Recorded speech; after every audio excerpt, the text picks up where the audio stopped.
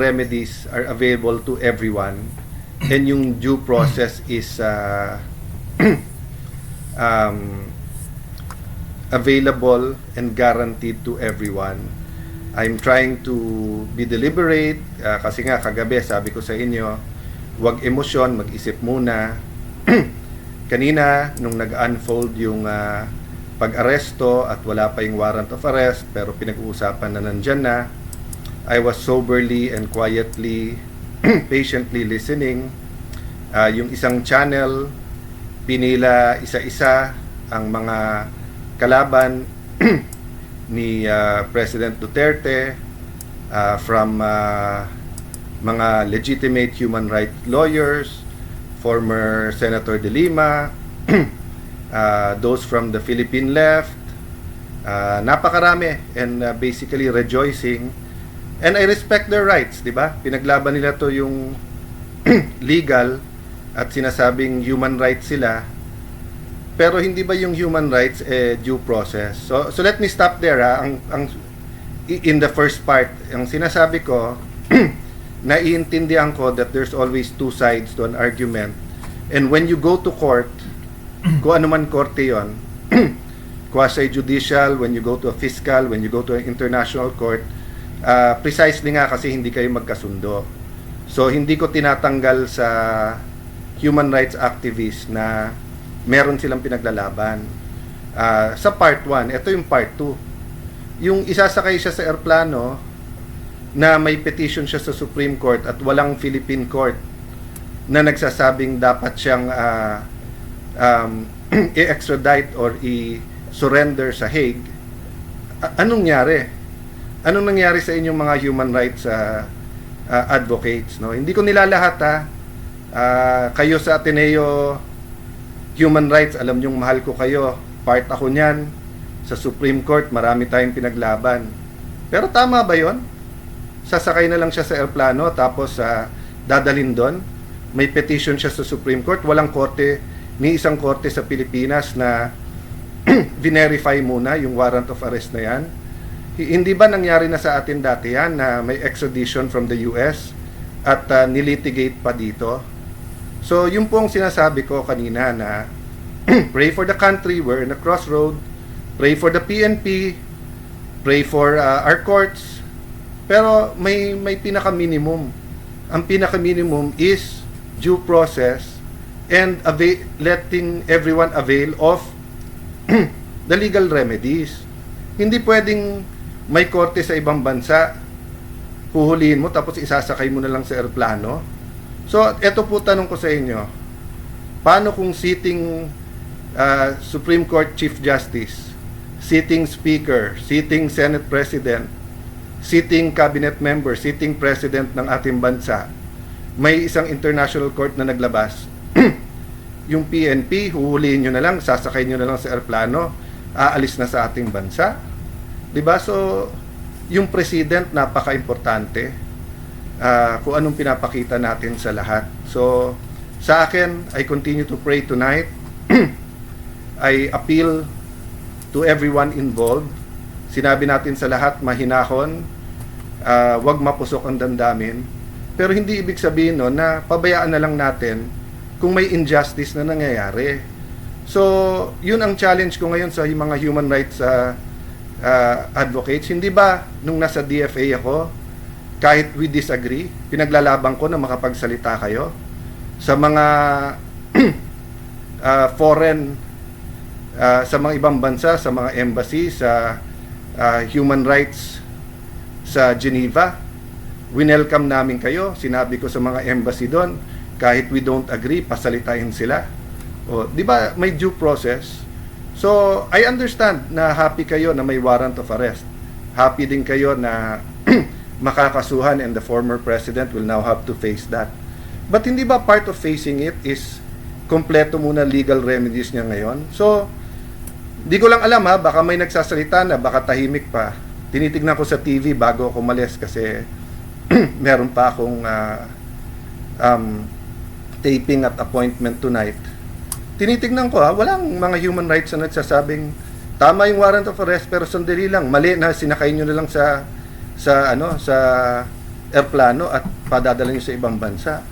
Yung ang PNP, pagka may hinuli, di ba, na aktivista, sabay-sabay na lahat ng mga human rights activists na, ba't nyo hinuli, give them, kailangan may abogado sila, kailangan due process, nabasahan sila and everything, ganyan, no? So, kanina, binasahan ng Miranda rights, may warrant of arrest, so okay yon.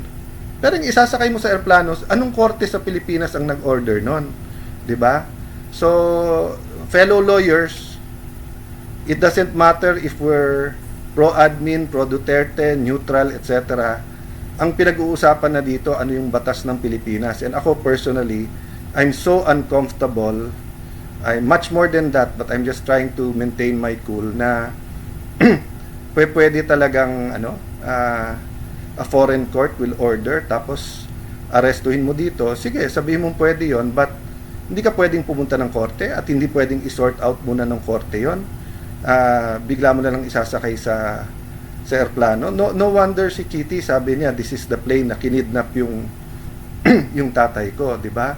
Pag sinabi mong kidnap, I'm not talking about the legal term, yung colloquial term, no? Yung ordinary meaning ng Pilipino. Kapag ka may legal authority ka na kunin yung isang tao, hindi kidnapping yon, di ba? So, maa-argue na kailangan arestuhin kasi nga, yun ang interpretasyon ng gobyerno natin ngayon, tapos whether sa krame or kung saan man siya i-detain, di ba? Pero, yung hindi mo binigyan ng 24 hours yung kanyang mga legal counsel na questionin to sa korte. So, no wonder yung bata, kidnapping ang tawag. And I think many Filipinos will interpret it that way, no? So, hindi ako pwedeng hindi magsalita kasi parati namin sinasabi sa aming show, Cayetano in Action with Boy Abunda, na yung tama, tama. Yun din ang turo ng tatay ko, yung tama, tama. Yun din ang nasa Biblia, kung anong tama ay tama. So, I don't feel that I have to speak on all legal issues, and I really try to be supportive of each and every administration because I know mahirap maging nasa administrasyon, di ba? But, at saka napakahirap po i-defend yung hindi natin kasundo, hindi natin kabate, yung, lalo kung parati ka inaalas ka and everything. But ano ba yung bare minimum, di ba? Yung bare minimum is yung karapatan nung kalaban mo, respetuhin at may karapatan siyang tumakbo sa korte. So, I'll end there, but I hope no na may nakikinig pa tayong lahat. I believe that lawyers are officers of the court. Yun ang turo sa atin sa law school. I don't think may pumapasok naman sa law school na hindi idealistic. Lahat naman tayo halos gumagraduate ng idealistic. Tapos nagiging practical pag nagpa-practice na, nasa gobyerno, nasa business. But there are times that we just have to stand up for what's right. And we have to echo that para malinaw sa lahat. So, kailangan malinaw sa DOJ, sa PNP, sa militar. Kailangan malinaw po sa practicing lawyers, malinaw sa mga businessmen, malinaw sa mga anak natin, kahit 7-year-old yan, grade 1, grade 5, na sa Pilipinas, pagka may nag-accuse sa'yo, you can go to court. Pagka hindi malinaw, katulad ngayon, there's so much confusion, you have a court, you have a system that's working, that you can go to and you can run to, and you give them reasonable time. Di naman namin sinasabi na 15 days, 30 days, 2 months, hindi nag-action yung korte. Huwag nyong gawin yung tama, yung dapat tingin yung tamang gawin, di ba? Pero yung kalilipad lang galing dito, yun nga, 80 years old, kailangan ng medical attention, tumakbo na yung mga lawyers sa korte, bigla nyong isasakay sa airplano, tapos dadalhin nyo na sa Hague. I mean, alam ko serious yung charges. Isa po ako sa nagtanggol dyan at isa po ako sa who listen to criticism, and I also criticize behind closed door, and I also drew the lines, no? Having said that, there was always a court to go to, and there was always palitan ng kuro-kuro, palitan ng ideas, palitan ng akusasyon para mapag-usapan, 'di ba? So si President Duterte, former President Duterte, iba magsalita sa human rights. Ako, I've always respected you. Kahit magkabila sa politika, I've always said na trabaho nyo yan. Kahit yung tatay ko noon, ang daming mga controversial cases, yung ibang human rights lawyers, ite-take nila kahit na ang baho-baho, kahit ang galit na galit yung tao doon sa accused, meron abogado, I have to defend their rights.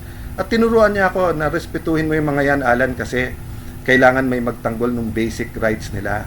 So, pinakasimple lang sa akin, hindi ba basic right ng kahit sinong Pilipino, much more a former president, di ba? Hindi ba basic right niya naman na he can go to court and ask the court to interpret bago nating gawin? Paano po kung 1,000 ang gustong ipadampot ng ng ICC na yan? So, 1,000 eroplano na ba ang nakahanda para ilipad isa-isa at hindi na pwedeng pumunta sa korte? Baka sabihin nyo sa iba sa inyo na absurd naman yung sinabi mo, Kuya Alan. Hindi po, sa debate po may tinatawag na argumentum ad absurdum. You bring the argument to the absurd para nga you can assess kung yung ginagawa mo tama, 'di ba? So, let me pose that question. If the ICC now orders the arrest of the whole Supreme Court, they order the arrest of the whole Congress or Senate, they order the arrest of a sitting president, will we now arrest them and put them on a plane and send them there? Sabihin nyo, absurd, hindi So, nung 2022, halimbawa, nung bago yung administrasyon, you have 2 congresses who supported PRD. You have the Supreme Court na karamihan at that time was appointed by PRD. 'Di ba? May mga court, may mga cases na So, pwedeng sabihin ng ICC, sama-sama kayong lahat. 'Di ba? So, yun yung isa na absurd ba 'yon? But that can happen, 'di ba? O secondly, yung sinabi ko, hindi matataas na tao pero marami. Let's say they suddenly send na 200 names of PNP or former PNP, 100 from PDEA. They send you 200 names from the AFP. They send you names from the cabinet, etc. So 500 yan, 1,000. Arestuhin natin sabay-sabay yan, tapos hindi natin hihintayin sabihin ng korte, doon na lang sa Hague. Lumaki po ako na alam ko po yung saying, sa presinto ka na magpaliwanag. Pero may bago na ngayon, sa Hague ka na magpaliwanag. Mahirap po magpaliwanag sa Hague. At anong gagawin ng embassy doon after makita yung nangyari dito? Will they give assistance to PRD knowing na dito hindi natin hinintay yung korte? Paano yung mga lawyers na kailangan niya doon? Paano yung doctors na kailangan niya doon? So, it just boggles my mind how we could put him on a plane then just say sa Hague na lang magpaliwanag, no? So, I'm talking to you from the heart, but I'm also a lawyer, a former speaker, former DFA secretary, former congressman, so and a lawyer. So, 'di ba ang tinuturo sa atin pinakasimple, ano ba yung reasonable? So, hindi ba reasonable na patulugin siya na may doktor, let him get some rest, see what will happen tomorrow sa Supreme Court, see what the lawyers from both sides do in terms of seeking legal remedy, then give everyone due process, and then sort out the confusion, di ba? Sort out the confusion, di ba? So guys, I'll stop there. I know many things of what I said is being felt nationwide. I know this is a very divisive issue. I'm looking at Facebook before I decided to speak. Hating-hati or mas maraming iba-iba, but yung point ko nga pagdating sa due process at legal remedies, hindi dapat tayong hati-hati, di ba? Hindi dapat tayong doon. Dapat yung pinakasimple na let me leave you with this. Ang Diyos ay all-knowing. Alam niya na kinain ni Eva at Adan yung forbidden fruit. Pero ano sabi ni Lord? Nasaan kayo? Ba't kayo nagtatago? Tapos nung sinabi ni Adam and Eve, we're hiding, we're naked, sabi niya, why are you naked? Alam na ng Diyos kung ano nangyari, pero binigyan pa rin niya ng due process si Eva at Adan by asking them. So when the lawyers go to the court and saying, ano ba tong warrant? Ano ba tong ICC? Tama ba? Mayroon bang jurisdiction? So, ngayon sa media nag-argue lahat ng abogado eh. Okay lang yon para maintindihan natin. Pero, pagka nilipad mo na, mutin academic na, ang Hague ba susunod pag sinabi ng Supreme Court, ibalik mo yan? Ang sasabihin ng Hague, kami na may jurisdiction dyan, no? So, I don't think may conflict yung ano sabi, Roy, umiyak ka lang dyan, wala ka nang magagawa kahit lumuha ka ng dugo. Hindi totoo yun, Roy. Una-una po, ang pag-iyak sa bayan, pag-iyak ng puso namin dahil nga walang due process, para sa atin lahat yun, para din sa iyo. Kung ikaw o kamag-anak mo ihulihin tapos sabihin sa iyo, sa Hague ka na magpaliwanag. So, ganito din po ako kung ang hinuli ay taga-admin ngayon. Ganito din po ako kung ang hinuli ay kalaban namin sa Taguig. Siguro wala lang ganitong public attention dahil hindi natin papansinin lahat, di ba? Patunayan kung mali, simple lang po. Pumunta ka sa law school, kahit sinong teacher sasabihin sa yung mali kasi may due process dapat, di ba? Due process, there is no power in this world that is above due process. Not the United States of America, not the United Nations, not NATO, not the ICC. Sabi ko nga sa inyo, ang God above us eh. Pero makikita mo, all throughout the Old and New Testament, may due process siya. Di ba? Nagtatanong muna at binibigyan tayo ng tsansa. Of course, tayo guilty, no? So, mga kapwa, mga kapatid na abogado, regardless po kung administration tayo position, and I'm not speaking against any one person or any one group. I'm just saying mali. Ang tama ay tama at mali ay mali. So, tanong ni Leslie, may TR no ba Supreme Court? Sa pagkaalam ko, Leslie, wala pa. Pero ang pagkaalam ko, you give them reasonable time.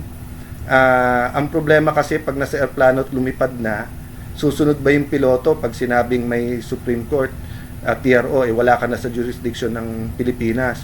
Pag nandun sa Hague, pag nag-utos tayo sa Interpol, ibalik nyo si Duterte dito, ibabalik ba nila? 'Di ba? So, 'di ba nangyari 'yan sa gusto ng US kunin na kaagad si Congressman Jimenez? Ang haba pa ng proseso na nangyari. Kasi nga binigyan pa nila ng lahat ng pagkakataon dito sa korte na magpaliwanag muna kung tama yung extradition or hindi.